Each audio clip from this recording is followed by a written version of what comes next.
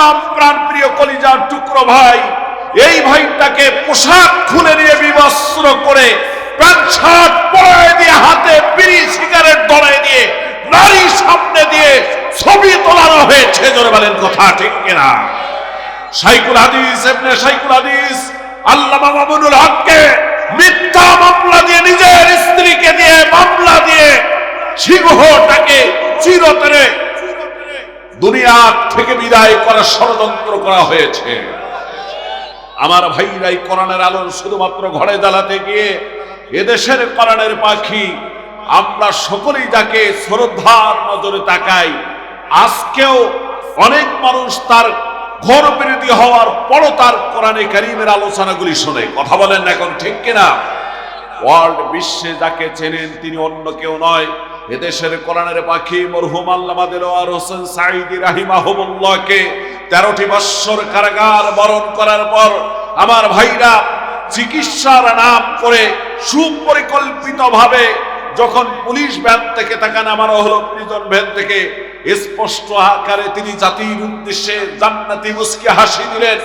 লোকটিকে নেওয়া হলো জেলখানা মানে হাসপাতালের ভিতরে, সেখানেও বেডের ভিতরে সুন্দর করে বসে থাকলেন আর পরিকল্পিতভাবে তাকে হত্যা করা হলো। জোরে বলেন কথা ঠিক কিনা?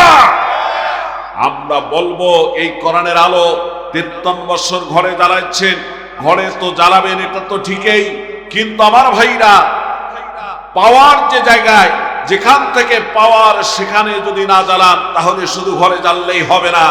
ঘরে জ্বালাইছেন দীর্ঘদিন, আল কোরআনের আলো জ্বালাতে হবে সমাজে। আমরা 53 বছরে কত নাম শুনেছি।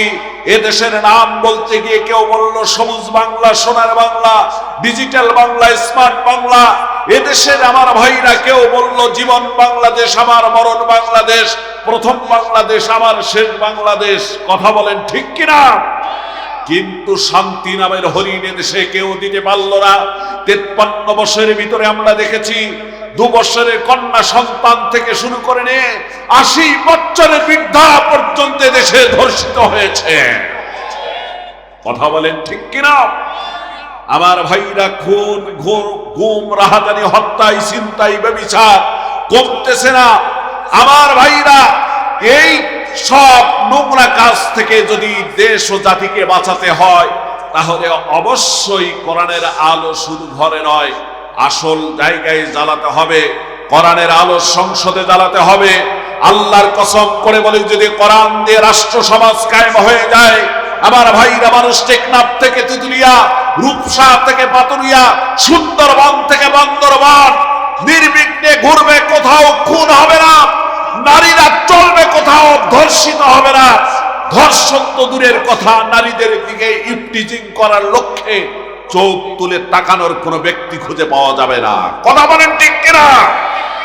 এজন্যই আপনাদের কাছে উদারত আহ্বান, 53 বছরের ভিতরে একটা সুযোগ সামনে আমাদের এসেছে। এই লক্ষ্যে বলবো, যে দলেরই আপনি আলেম হন না কেন, আর কোন কাদা সরাসরি নয়, আমরা সকল ইসলামী দলগুলিকে ঐক্য দেখতে চাই। আগামীর বাংলা, আগামী সূর্য হবে কোরআনের সূর্য।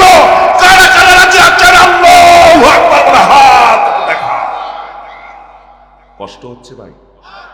আপনারা বলুন তো, যদি এই আল্লাহ ওয়ালাদেরকে পাঠানো যায়, ক্ষতি আছে জাতির জন্য? কথা বলেন নাকি? আমরা তো এই আল্লাহ ওয়ালাদেরকে কখনো পাঠাই দিইনি। পাঠাইছে কি? আল্লাহ পাক আমাদেরকে